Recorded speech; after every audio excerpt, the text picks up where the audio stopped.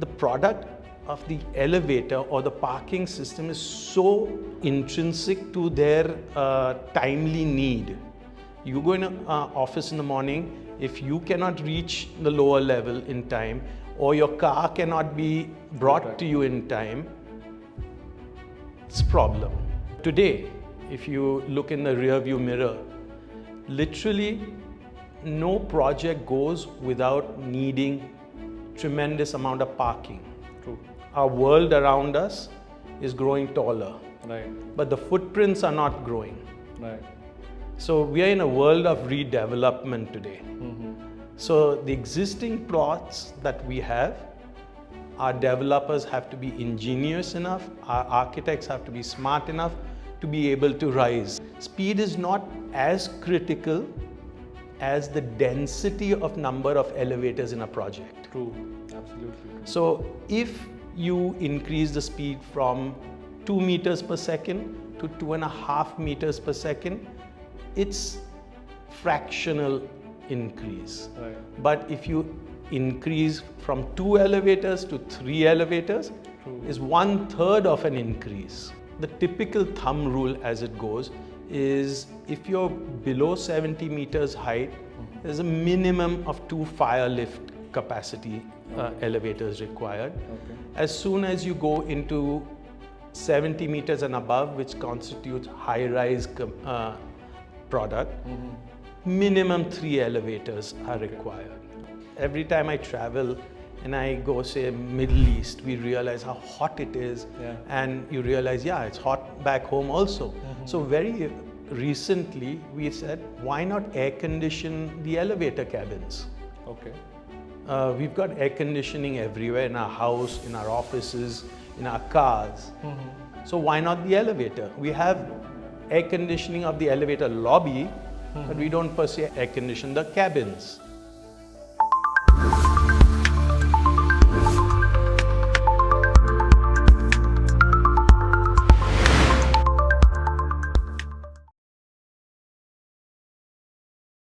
Hello everyone, today we are at Eros Group, who's a pioneer in the Indian elevator system and automated car parking systems.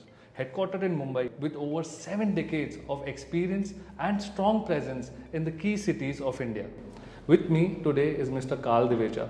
He is having over 3 decades of experience in this industry. Today we are going to pick his brains on the whole real estate sector, the elevator industry, the car parking industry and vertical mobility at whole. Let's welcome Mr. Karl Divecha. Hi sir, very good evening. It's really great to have you with us on the Propertist Talk. Could we start by you giving us a small gist about yourself, the legacy of your brand and your 3 decades of experience with this brand? Yeah, thank you. Good evening. It's a pleasure being here today. Well, the journey of the Eros Group started in 1947. So it's over 7 decades of experience that we bring to the market.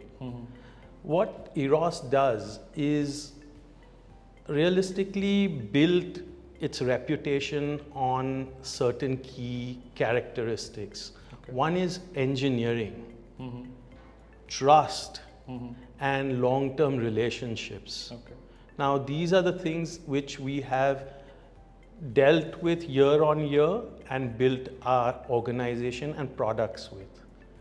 So when we did enter the elevator industry in the 1940s, what we brought to it was to bring reliable, cost-effective product, which was the need of the hour. Okay. So as India evolved, it demanded more. So what the Eros Group has done is consistently been a pioneer of developing modern, technically savvy, high-end products. Right. So over the years, around the year 2000, what we did realize and see was the problem stemming from automobiles, cars, the high density of cars being parked everywhere, Every metro had a tremendous issue with that. So what we did was introduced automated robotic parking Okay. to the Indian industry This was back in 2000s. in the early 2000s. Oh, that's great, yeah. So what that brought to the table was a different dimension. Okay. For it to be accepted took some time. Right. But today, if you look in the rear view mirror, literally no project goes without needing tremendous amount of parking. True. Our world around us is growing taller, Right. but the footprints are not growing. Right. So we are in a world of redevelopment today. So the existing plots that we have, our developers have to be ingenious enough, our architects have to be smart enough to be able to rise. Right. So from a simple 4, 5, 6, 7 stop, today we touch the sky in 70 stops. Yeah. So that many people in a building deserve that many elevators and that many parking solutions. Right. A follow-up question to that I would like to ask you is, how have the developers' requirement evolved over these years? Because you said you started in 1940s and in 2000s you got your parking solutions, right? So how have you seen the requirement evolve over these years? What was the kind of requirement? As you said, initially you were building these cost-effective elevators, right? And then you introduced your car parking systems. So can you tell me how it was earlier and how it is right now? So initially, the demand was always a very utilitarian demand. What minimum requirement is required to comply to the law? Right. Buildings were being built at 7 floors. If you remember the good old days or old days of manual collapsible doors. So that was the prevalent product. But that mindset changed very quickly due to the safety factors. Right. We overnight switched into automated products, where automatic doors, high-speed elevators, introduction of smart technologies, the IoT, the AI, the redundancy factors which we put into our product, because eventually you have to remember, we are literally like an aeroplane. Right. We are carrying life. Right. So we take our jobs extremely seriously. We bring in a lot of more than what is demanded. Okay. So every company has their internal standards. So if the law demands X, I may give 2 times X. Okay. And that is where we have, over the 75 years, learned what is right, what is needed. We don't look at a product based on the returns we get. We design our products because we believe in our products. Right. And we want our reputation to be on the basis of safety. Right. And what our customers say and speak about us. Right. So that is the kind of product we are proud to have today. Right. Right. So asking you a question on the customer's perspective, right? Today these high rises are just getting taller, and you are seeing 70-story towers coming, 80-story towers coming, and someone's building the tallest tower now, right? How important a role does elevator play in such towers? Right, because if someone is taking an apartment on the 60th floor, if it's going to take him the longest of time to just, come down, then that will be one heck of a task every day. So, what do you see in this space?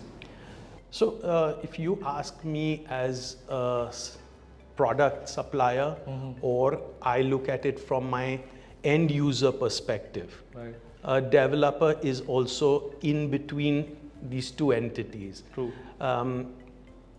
What we like to do is say that what my end customer will enjoy. If you come in to your home after working a whole day, and that's when the peak loads are there. True. or in the mornings when you leave your house. That's the peak load downwards. True. Right? So when we do a calculation, we try and understand that the end user, how is the wait period sufficient, or would that be too long? So the analysis of all of this is a very convoluted and a long activity. Okay. So that also covers the aspect of speed, which is typically spoken about. Right. But in my mind, speed is not as critical as the density of number of elevators in a project. True. Absolutely true. So if you increase the speed from 2 meters per second to 2.5 meters per second, it's fractional increase. Right. But if you increase from 2 elevators to 3 elevators, True. is 1/3 of an increase. Right. Now, those are great wish lists, but to be able to comply to those demands in a redevelopment type of environment that we are working in the metro, especially Mumbai, is a tough call. Can you tell us about the rule that we had recently discussed about that, around 70 meters you need to have 2 elevators. What is the rule around the number of elevators currently prevailing in Mumbai? So the typical thumb rule as it goes is if you're below 70 meters height, there's a minimum of 2 fire lift capacity elevators required. Okay. As soon as you go into 70 meters and above, which constitutes high-rise product, minimum 3 elevators are required. Okay. And a certain speeds get attached to that, certain capacities get attached to that. Right. But having said all of that, I believe what is a good experience for end users is for them not to ever notice an elevator. Okay. So it's, if I may say, if it's an effortless, a silent, seamless product that I deliver, you will never even think of it as a specialty. You take it in your daily life. And that is what we strive for. Okay. For my product to be literally not a standout in a project, the project itself is the standout. Right. So we try and build our products so reliable that they're super silent, Okay. super customizable, if I may use that word, Okay. into the building's design concepts. Smart softwares which tie into the building's BMS solutions, Okay. which allow the product to be up at all times. So when you need it, it's there. Right. So that's our goal, not for my product to stand out and be seen because it's not functioning or it's downtime or things like that. Yeah. But it's always there and it's forgotten in the background. Right.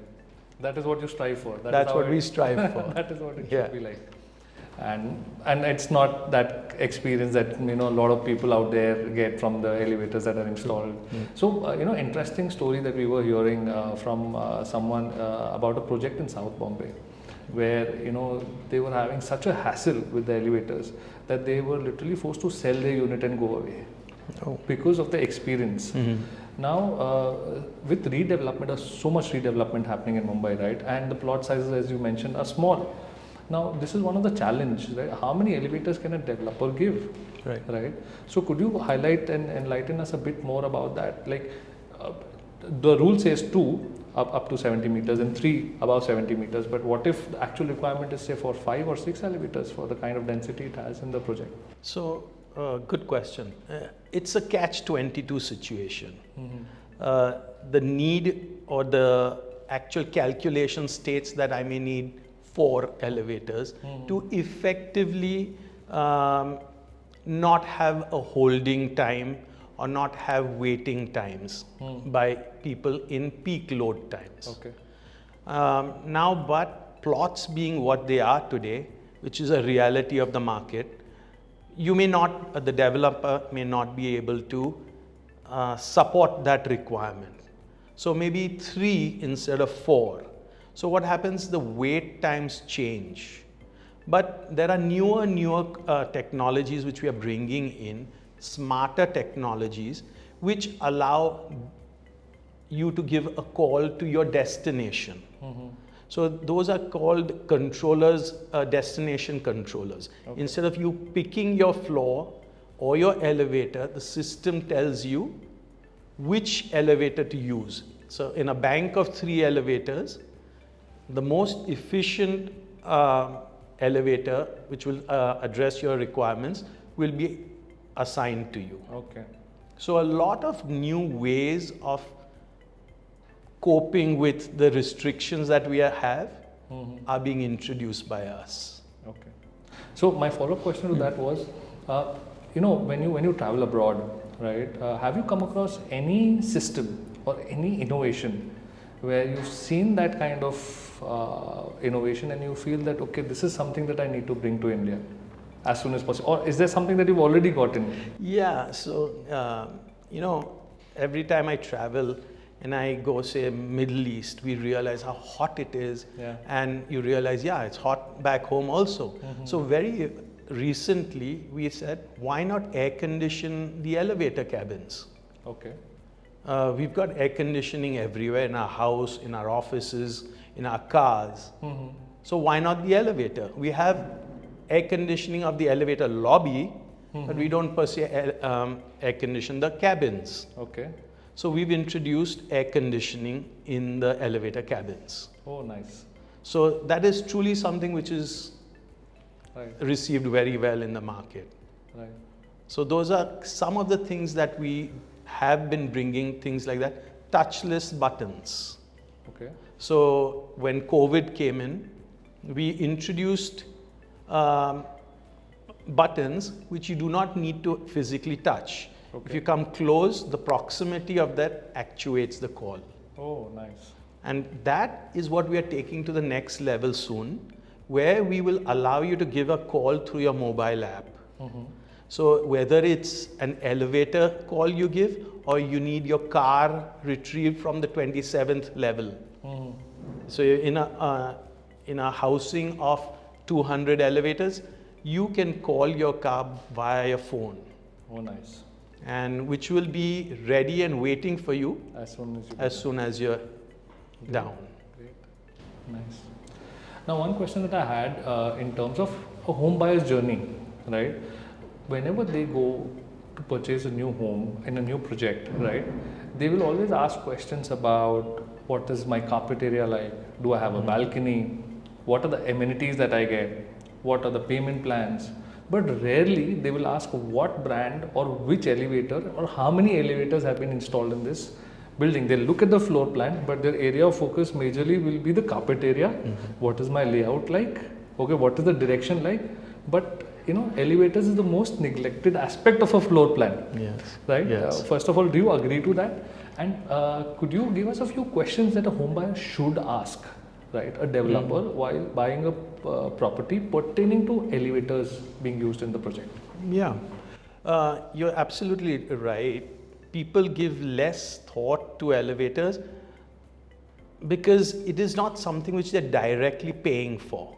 You're paying per square foot base. Right. So this is a aspect of the building the developer is throwing in a facility. Right. But the question which you ask is, what should they be asking for?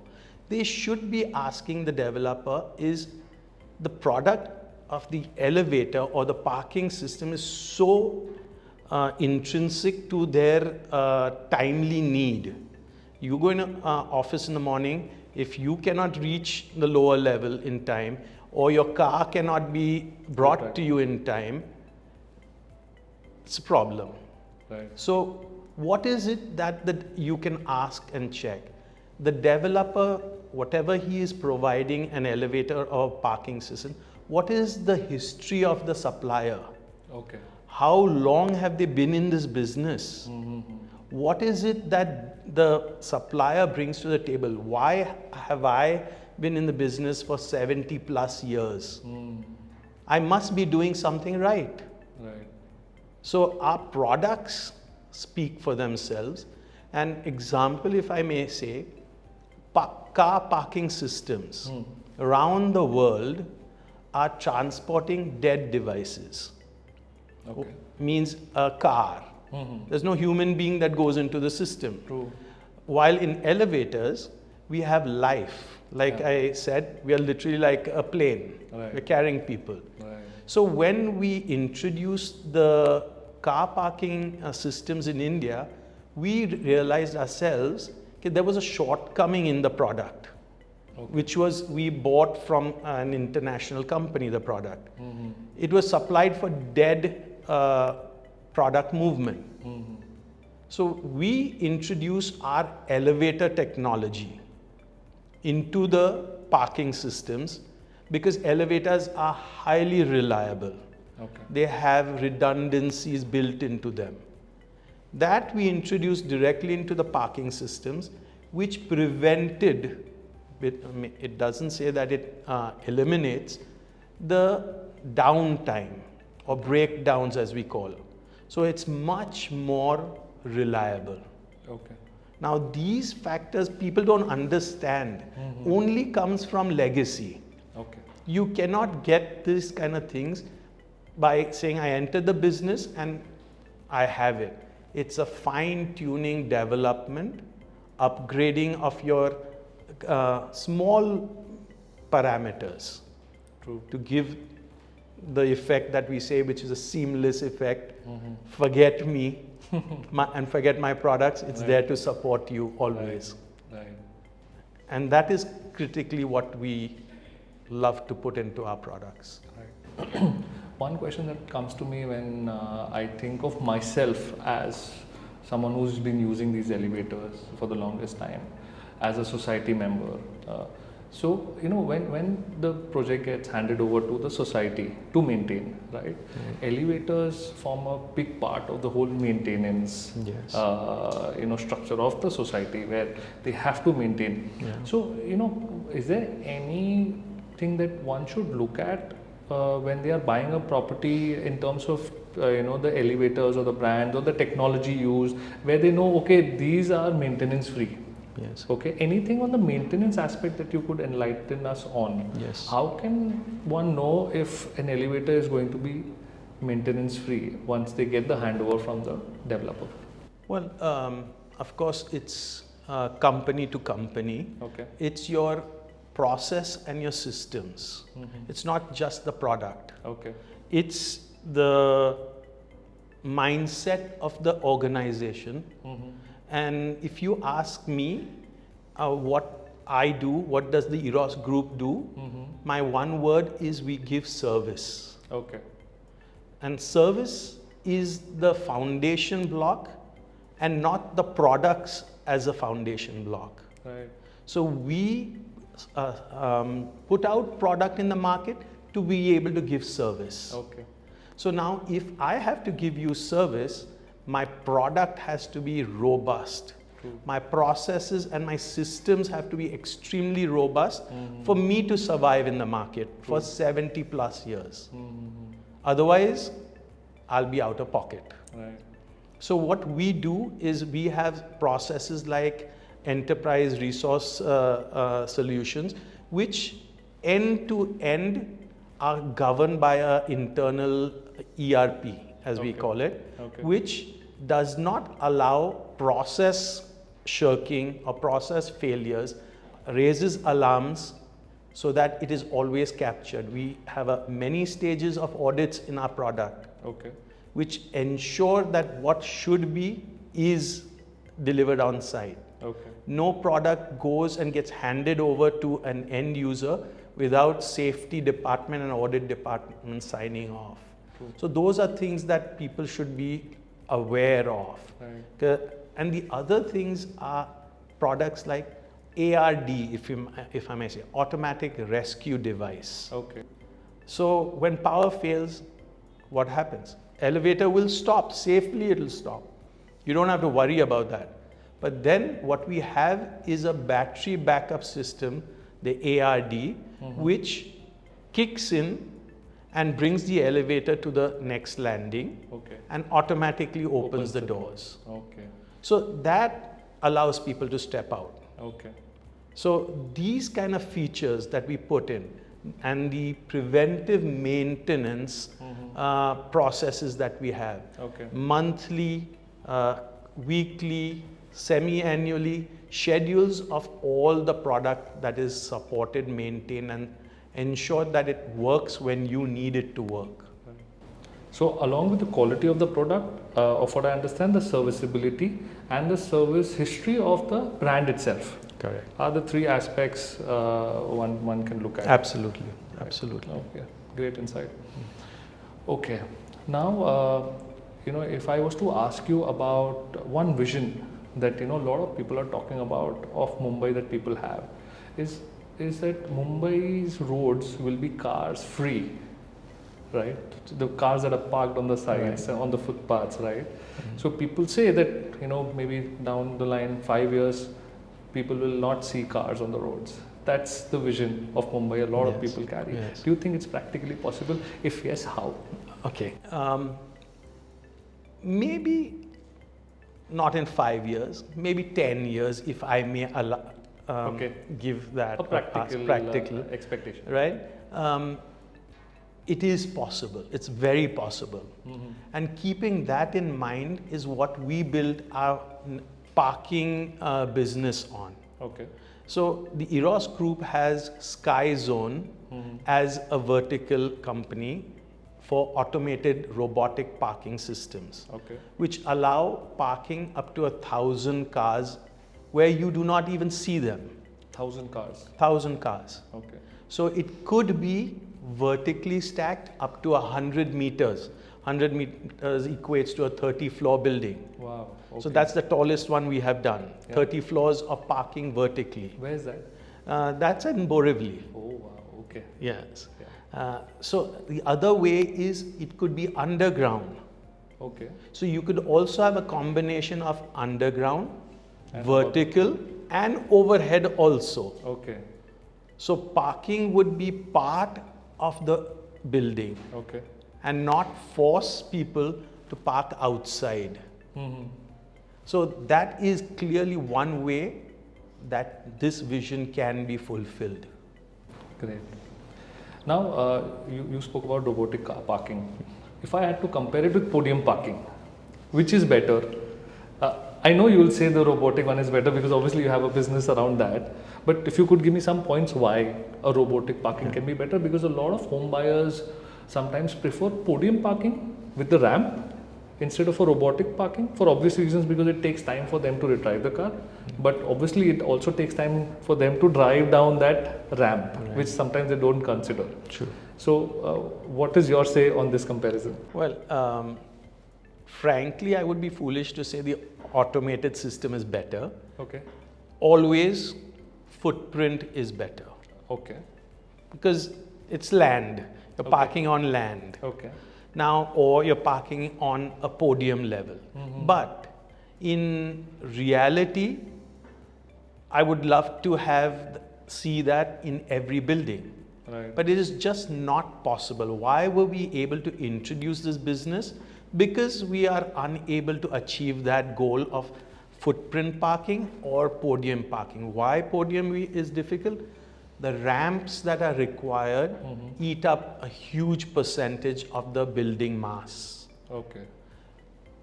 Slabs are an aspect that needs to be considered, which means more pollution while construction. Then more power, the amount of petrol that we consume, the outputs that we give while driving up are big negatives. If you have a large ramp, you have lighting, you have ventilation, you have security, all of those costs, eventually the end user pays for it. So what we advocate to the developer is eliminate your podiums, eliminate lighting, it's a dead system. It's housed inside a dark space, 4 walls. you have to do nothing else. Right. You just punch in your license plate number and your car appears. Right. So those benefits are actually not counted by people, short term or long term. We need to educate people that yes, you may think I have not got the best option, but it is pretty much a very great option. Right. It's better than parking on the footpath, right? Outside. Absolutely. Right. Absolutely. Right. So, what is your say on people's, the number of cars per family has really gone up significantly, right? Earlier, it used to be a luxury. Yeah. Now it's a necessity. Correct. Right? Any project which is, say, 100, 150 units, right? You're talking about these many families having two. Well, I truly believe that, and that is why we have so heavily invested into this business over the last many years. Right. We have a very large new plant coming up specifically tailored for the production of parking systems outside Pune. Okay. And what I believe is the parking product reduces the parking space by 25 to 30%. So that is a great amount of reduction in parking allocation of parking space. Right. You get the facility very easily, number of cars, because as you did mention, every family literally today has minimum 2 cars. True. At one time, car was a big thing. We bought a car. Right. Today, it's not such a great deal. Right. So 2 cars as a minimum. In a 5-member family, there is 5 cars also. Yeah. Where do you accommodate that? And automated parking is the only way to scrunch down on the space required, eliminate all the other unnecessaries. Like I said, the slabs, the power consumption, the emissions, and put it into an environment where it is safe. You don't park outside, it's inside an enclosed garage. Right. So think about that. So there are great upsides to the product, is what we believe. Right. So obviously with redevelopment as a theme picking up in Mumbai, there's hardly any open land left, right? These are all old buildings that are getting redeveloped, and with the plot sizes being very small, even if they go for cluster, obviously there is always a space crunch for the developer to give amenities and open space, because that's the requirement that everyone is asking for, right? We need open space if it goes for redevelopment. Do you think your robotic car parking systems is the future, and people should be okay if they get this when their building goes under redevelopment? I think on the long picture, it is definitely the way to go. Okay. Small hiccups, yes. If I may give the example of elevators, they were super luxury when I joined the business, literally. Right.